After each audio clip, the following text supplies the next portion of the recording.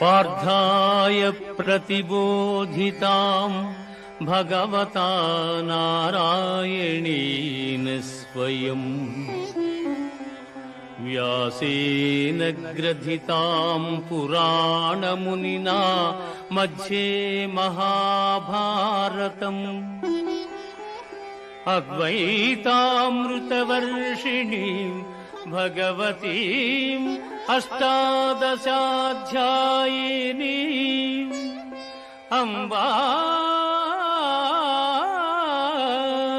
త్వామనుసందధామి భగవద్గీతే భవద్వేషిణీం భగవద్గీతే భవద్వేషిణీం.